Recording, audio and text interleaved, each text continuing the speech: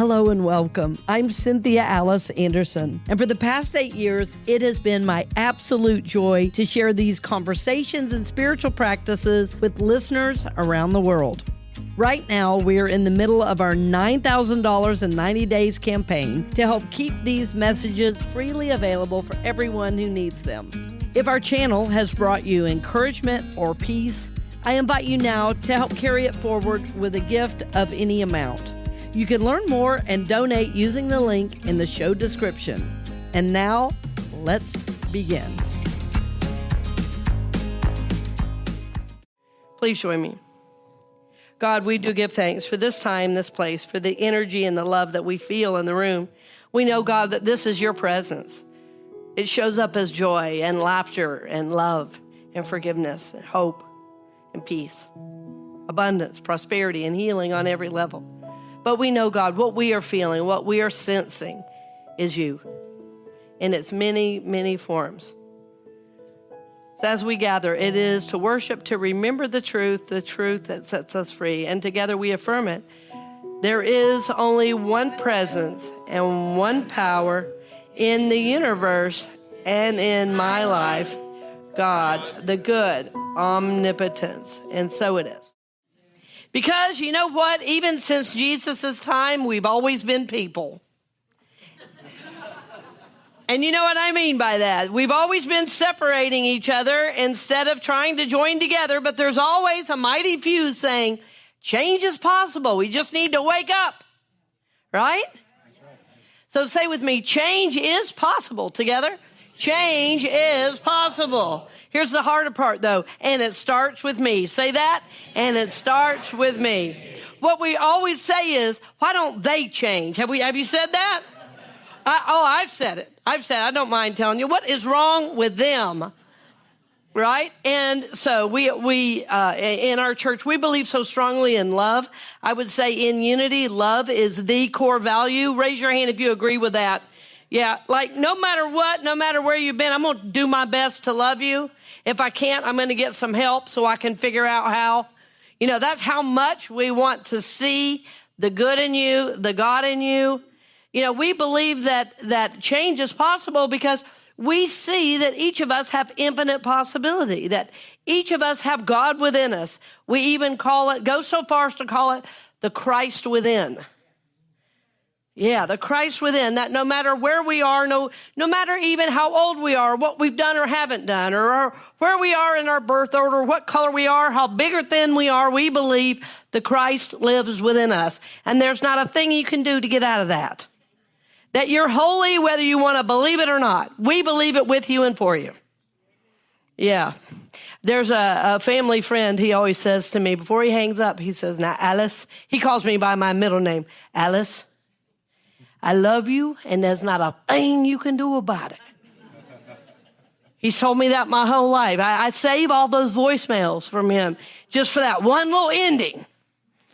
That's what we believe about you in unity. We love you, and there's not a thing you can do about it. We're going to keep loving you. Even if you don't know why we're loving you, we're going to keep doing it. And so this whole month is about living from this higher ideal that we talk about. It's about living from soul. It's about living from that Christ nature.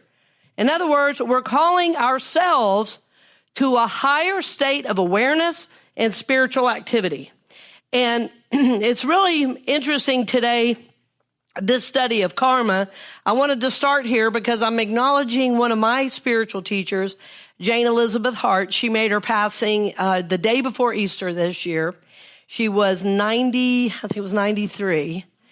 And Jane Elizabeth was a really important teacher for me. I met her when she was working at Unity Village, and she had a spiritual group meeting at her home, and later it moved to the church where I was employed, and I became a student of hers. And she taught me about some of the Eastern teachings, even though I was already developing an interest in some of the Eastern teachings. Like I read about Yogananda. Anybody in here ever heard of Paramahansa Yogananda? I started reading about Sai Baba. Anybody ever heard about the ancient teacher Sai Baba? And he passed, 20 years ago probably. But Sai Baba lived in India and did some of the very things Jesus did. And so her teaching woke me up to what was actually possible on the spiritual journey, and it helped me understand Jesus even more. So my foundational teaching was Jesus. I grew up in the Methodist church. I grew up in a Baptist school, and I attended church nearly every day. Well, at the Baptist school, we had chapel every single day. Every single day. And then at night, we'd have church on Wednesday night. And then on Sunday, we'd be opening the church on Sunday. The Andersons opened the church. That's just how it was. Us and Mr. Al, who made the biscuits. But we opened. He was a World War I veteran that I grew up knowing. Incredible human being. So I've been on this spiritual journey for a really long time. And what I love is that in unity, we're not afraid to ask questions. Raise your hand if you love that about unity. Right? I said a couple of weeks ago, half the people in here asked questions in Sunday school and got kicked out. And somebody came up to me and said, that's exactly what happened. People said, I would walk to Sunday school and I asked the wrong questions and I got kicked out. I said, well, in unity, you can ask all the questions you want. They're welcomed because we're not scared of new knowledge and information. And yet we're based in ancient teachings of the Bible. In fact, I would say unity is a return to first century Christianity. You like that idea? It's like we're trying to see and understand what Jesus did and say, how can I do that? How can I do that? And so it's interesting to me that in some of the teachings of Hinduism really blessed my journey because I understood in Hinduism, it's very interesting, they refer to God as mother. Well, what do we say in unity? Mother, Father, God, don't we? We're trying to get the dual aspects. And so, my friends, when so many places are separating us by religion, I want you to hear me say we are more the same than different. And I really do believe that the Eastern teaching and some of the Western ideas, those need to come together. And we're all seeking to know God through our spiritual path and journey. And this has been since the beginning of time. We have always tried to understand what made it all. How are we here? What is our nature? Why do we do the things we do? So I want you to know that today's teaching comes right out of the Bible, and yet I'm going to also reference Hinduism, and you're going to see so many places that we're the same. It's why you find so many people doing yoga and meditating. 20 years ago, 30 years ago, you never heard of such a thing. So I want to just show you these scriptures, and there's four different scriptures that all lead to this idea of karma. And I'm also going to tell you, no one stays under the law. You're only under the law of karma if you choose to stay asleep. Did you hear that? Everybody throws this word around, karma, and you're going to have a full understanding before you leave today. Because people talk about it, my good karma, my bad karma, oh, it's their karma. I want you to know exactly what you're saying and what you're hearing and what it means for you in your journey, because it is very, very important. So look at this from Galatians 6. Do not be deceived. God cannot be mocked. A man reaps what he sows. Now we know what that means. What? Yeah, okay, here's another one. Whoever digs a pit will fall into it. If someone rolls a stone, it will what? Roll back on them. Yeah, this is what we call Southern common sense. All right. Okay. So in Matthew, well, here's another Southern. If you play with dirt, you're going to get dirt on you. Okay? All right. Or there's another word we use, but it's not suitable for the platform. Okay. Matthew 7. So in everything, listen to this one. So in everything, do to others what you would have them do to you. For this sums up the law and the prophets. My friends, this is a book of Matthew. This is New Testament stuff. You hear that? Let's read that one again. Go back to that one. So in everything, do to others what you would have them do to you, for this sums up the law and the prophets. In other words, if you can just figure out how to be kind to the people around you, you're going to get kindness and goodness back. It's that simple. Will you say to the person next to you, it's really that simple? It's really that simple. Okay. All right, so we'll look at last scripture I wanted to mention today Give and it will be given to you. A good measure, pressed down, shaken together, and running over will be poured into your lap. And the rest of that is, for the measure you give is the measure you get back.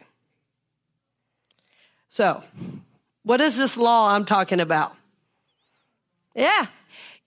Sometimes it's called the law of cause and effect. Karma, the word karma only means, very simply, action. Yeah. But now, what is the intention behind the action is what creates what comes back. It's what creates the cycle. Exactly. And the scriptures tell us what? Whatever you put out is what you're going to what? That's right. What does science say? For every action, there's an equal and opposite what? I'm telling you, friends, a truth is a truth is a truth on every level. There's an old country song. I can't help it. I do love country. And are you shocked? And there's an old country song that says, when you go across the railroad tracks in your truck, if you hit it too quick, it'll hit you right back. That's a song. A friend of mine who teaches composition goes, I can't believe these songs make money. But they do. In other words, whatever action you put out, that's the action you're going to get. And that's karma. That's karma. Karma means action. But what is the intention behind the action? Because you can do one activity with two different intentions, and the energy is totally different. Have you ever helped somebody out of pure love and felt that? But then have you ever helped somebody out of obligation and felt that? Raise your hand if you know what I mean. Is it different? It is, right? It's totally different. Because one, you're trudging along, you don't want to do it. As a matter of fact, you might even snap at somebody while you're doing it. Why am I doing this today? Right? Or you're doing it with pure love and the service is a joy. So I want to talk about the difference between good and bad karma. And I have a dear friend who something bad happens in her life. She always says, oh, well, it just must be my karma. I said, yeah, but you know what? You can change it. And she goes, I know. There's something to heal here. There's something to heal. I said, oh, definitely. So here is the Eastern teaching of karma. I'll just tell you what it is. It's not a secret. You could Google it right now and find this out. I'm not trying to hide anything. I want to give you the most truth I know at any given time. And I've studied this at length. And basically, in the Eastern teachings, there is a belief that you are reincarnated lifetime after lifetime. And that whatever you do this lifetime not only impacts you right now, but in the lives to come. Okay, is everybody aware of that?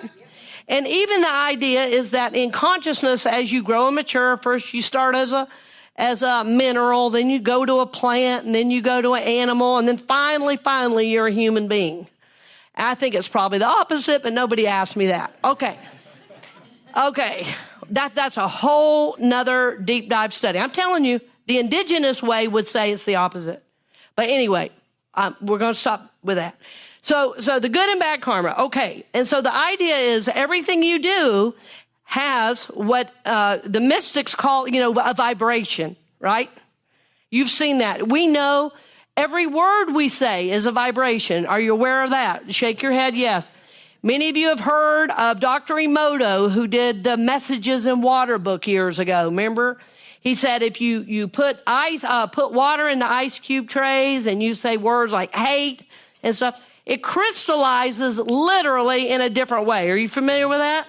Okay, so in other words, our words, what we say, has vibrational reality and goes out to create a certain energy in the world. And so everything we see in our world right now is a result of all of our words and vibrational activities. That whatever we say puts out a vibrational energy into the world. Everything. And so you say, well, what about grace? We're going to get there. But right now, I'm telling you, every word you say has a meaning and an energy. Everything. And it's almost like it's objective. If you say the word hate, that has a different energy than love. It just does. It has a different vibrational meaning. And imagine saying, for instance, every day, the Lord's Prayer. There is a certain vibrational energy of the Lord's Prayer, not only because of how many times it's been said, but because Jesus himself prayed it and said, this is how you pray. You see what I'm saying? You see how these ideas are so interrelated of our words creating our reality of whatever energy we put out is the energy you get back with this ancient idea of karma. And I'm sure one of the reasons this is an ancient idea is not just because it's true. It's because without realizing this, a society dies. It destroys itself. It's why every great mind and heart we've ever seen practices this at the highest level. Not just good karma, but what I call no karma. And the no karma, most people never hear about no karma. And because no karma is when you dedicate, listen to this, no karma is when you dedicate all your actions to God. Yes, ma'am, get off the wheel of karma. It's called the wheel of karma because every time you do something, it goes round and round and round and round. In the Bible, it says Ezekiel saw the wheel. I wonder if it was a wheel of karma. What was it? I wonder about that. Could it be? Could it be? By the way, during Jesus' time, there were teachings of reincarnation. As a matter of fact, people said to Jesus, are you Elijah? Anybody seen that in the Bible? That's referencing reincarnation, my friends. Some people are scared of that. I'm not scared of it. What if it was? What if it wasn't? I'm going to learn something. I'm never going to lose Jesus over a new idea. If my faith is that weak, I've got a problem. Right? I know my God connection. Just because I learned something new doesn't mean all of a sudden everything I believe is wrong. It means, wow, maybe I want to look at this again. Maybe there's more for me to learn. Maybe God is bigger than I thought. And I will tell you, my idea of God has been blown so many times. And I'm so grateful because my idea of God used to be very small. And now I know God is in the very air I breathe. He's not sitting up on a throne in the sky, long gray beard and a big gold G on. That's Hollywood. That's Hollywood's version, isn't it? So I read a book years ago on forgiveness, and basically the way to get off the wheel of karma is to forgive. Forgive, forgive, forgive. Say that with me. Forgive, forgive, forgive. In a world that's desperately trying to be right all the time, forgiveness is getting lost. So I'm lifting it up for us as a reminder. Forgive, forgive, forgive. And I've had people say, I don't know how. I'll say, have you tried? Have you tried? There's a lot of ways to forgive. There are deep, deep processes I can get you on doing. There's a process you can do sitting right where you are right at this very minute. And that's the one we're going to talk about today. There's one I can give you that you can do going to sleep at night. But this one came to me in a time when I was going through some things personally, and everything that was coming to me felt like felt bigger than it was. Have you ever felt like that? My mom would call that when your nerves feel on end. She would say, my nerves are on end. Calm down. Everybody calm down. I need a minute. Go outside. My nerves are on end. And that's how I felt. Everything that was coming to me, I was in reaction mode. And so I said, I've got to realize that what people are saying to me is really not about them at all. They're just being normal human beings. But I was in an inner turmoil, in other words. Now, psychologically, that's called projection, isn't it? I was projecting my inner turmoil onto everybody else. We're going deep today. We're going everything from Jung to Hinduism. I'm glad y'all are with me. And if not, you're pretending very well. But anyway, back to this point, I needed this idea of forgiveness. And so what I would do, as somebody came to talk to me about the toilet backing up at the church or whatever, I would just be listening, thinking, this is not my job. No, I would just be listening.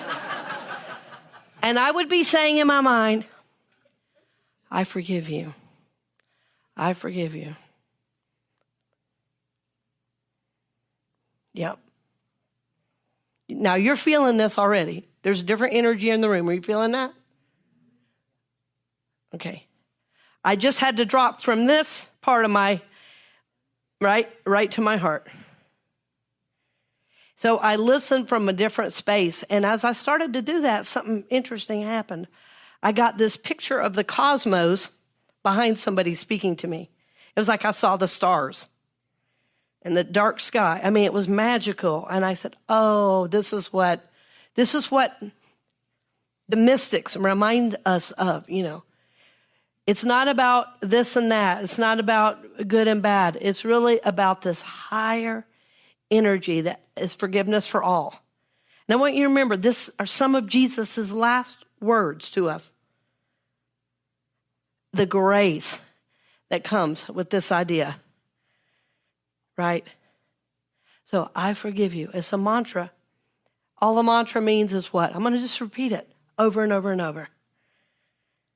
Yeah, and what happens is, the point is not the mantra. The point is the energy you get to from the mantra. So I was working with somebody years ago on, what's it called? It's a certain kind of prayer. It's where you repeat a word as a mantra. Centering prayer, is that what it's called? I don't know why I'm spacing on the name, but it's where you say a word over and over and over like that, you know? What's that? You guys know a lot, but no, you're all wrong. I'm just kidding. It could be all of those things. Yes, it's an affirmation. Yes, that's not the word I'm looking for, but I'll get it probably for the end of the service. And if not, hey, you know, Google will help you. But it's where you take a word and you repeat it like this. You know, it's like peace, peace, peace. And so it's like as you affirm it like a mantra, over time, what happens is the word falls away, but the energy stays. Does that make sense, what I'm saying? Yeah, and so I was working with a lady, and she said, I was doing that prayer you told me to do, and I was doing peace and everything, and all of a sudden, I forgot the word. I said, perfect. You did it right. She said, well, I thought maybe I did it wrong. I forgot the word. Now I said, I got to get back to peace, peace, peace. I said, no. You did it right because the word settled your mind, and all of a sudden your heart was able to just be peace. Does that make sense? Right? And so that's the idea with this. So when you hear the word mantra, it doesn't mean anything bad or you're not worshiping an idol. I mean, some people go so crazy when they hear an Eastern word. All this means is, you know, it's a repeated spiritual idea. It's a mantra. I forgive you. I forgive you. And pretty soon, that energy begins to resonate in your heart, and you forget the madness and the chatter, and you move from the mind into the heart. And that's where the soul of you connects with God. You know that. That's where the soul connects. You feel it in yourself. If you haven't felt it in a while, this is your work this week. I gave you the simplest forgiveness process I know. I can give you a process where you have to journal for 3 weeks and everything else. I want you to do this one because God is as close as your very breath. And sometimes simply deciding you want to be in forgiveness starts to shift the energy for you. It really, really does. So when people ask me about grace and this idea of karma, well, the truth is, grace is inherent in the law of karma, in the law of cause and effect. Because not every thought we think instantly manifests. I mean, thank goodness, right? If I said to you right now, don't think of a pink elephant, what are you going to think about? We'd have a room of pink elephants right now, and that's not happening, okay? But, so grace is inherent in the law. And anytime we change our mind, remember last month was about freeing our mind. And last week was about do not conform to this age, but be what?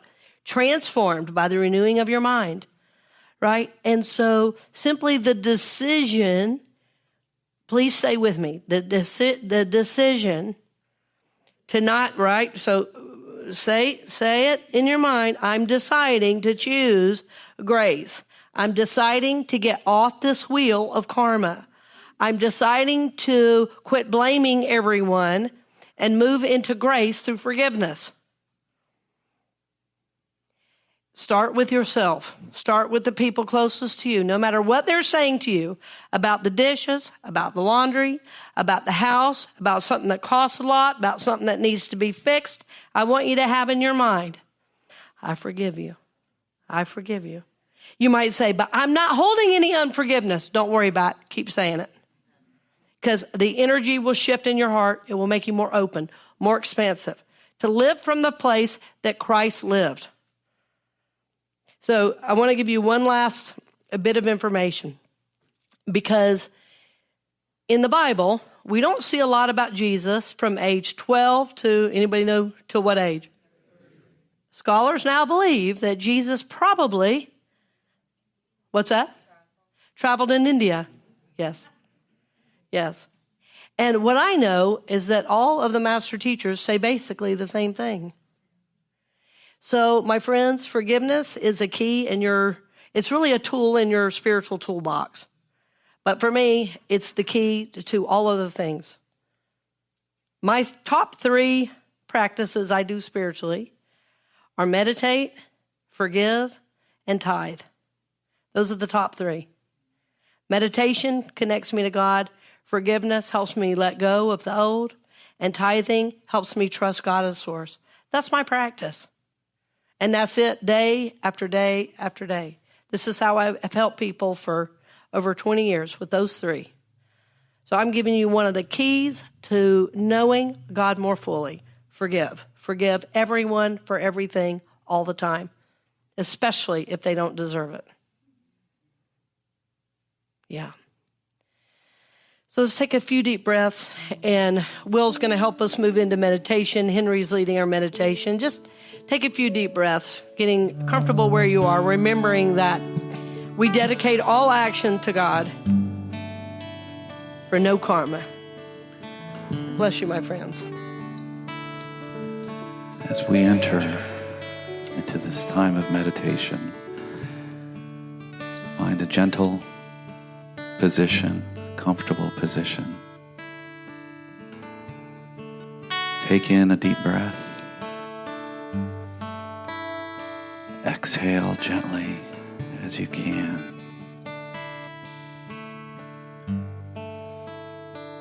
It is from this sacred space that we invite the divine flow, God's presence within us, as us.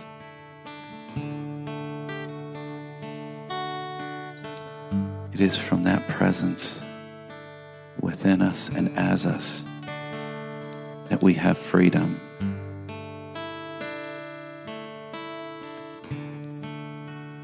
Take in another gentle breath. And as you do so, take in the golden light. Take it in from the crown of your head, through every cell in your body. Let it fill your very being. And as you do so, your thoughts of fear, of resentment, of worry,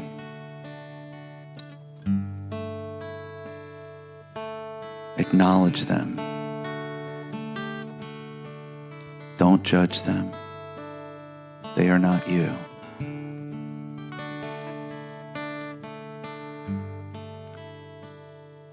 And gently imagine that golden light within you is wiping away those thoughts and every burden.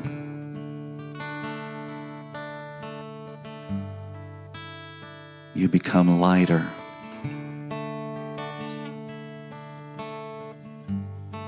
And you just feel the warmth of that golden light, releasing everything.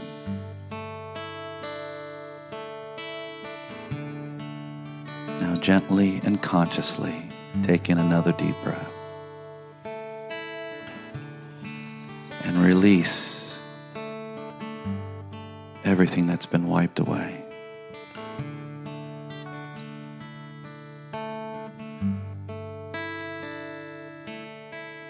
And it is released through your fingertips, through the soles of your feet,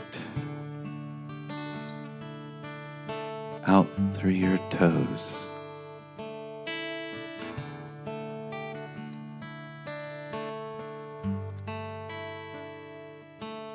We thank Divine Source for all that is good.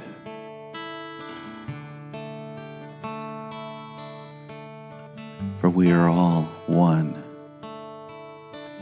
connected in consciousness.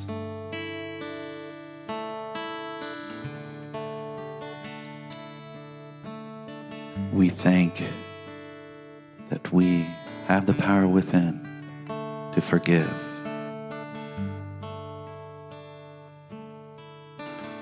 And now, as we enter this time of stillness and silence for this next few moments, enjoy the warmth of the light that is in you.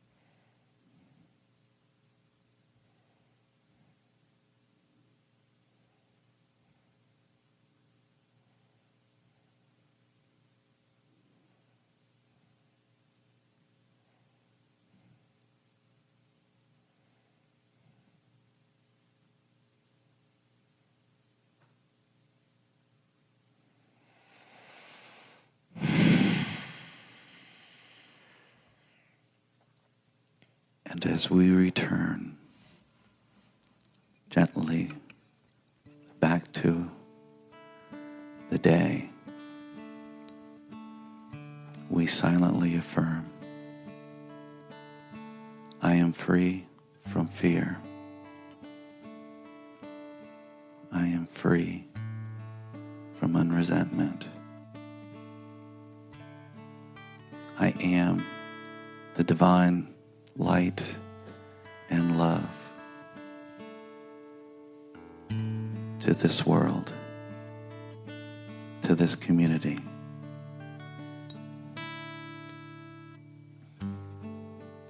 So as we begin our week, may we remember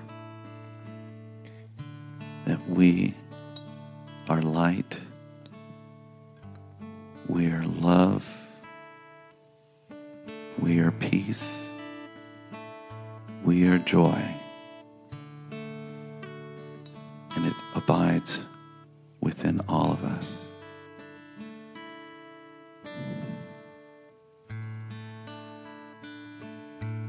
And when you are ready, gently open your eyes.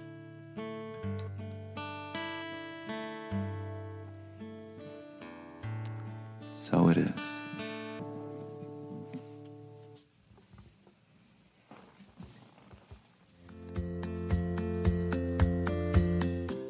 As you return to your day, may you move with a little more ease, a little more awareness, and a deeper trust in the good that is already unfolding.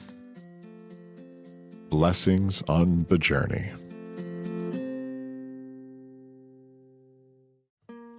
Dear friend, thank you for spending time with me today. For the past 8 years, Experience of the Soul has been made possible by listeners like you. Right now, we're in the middle of our $9,000 in 90 days campaign, and every gift, no matter the amount or size, helps us continue creating these conversations and keeping them freely available for people around the world.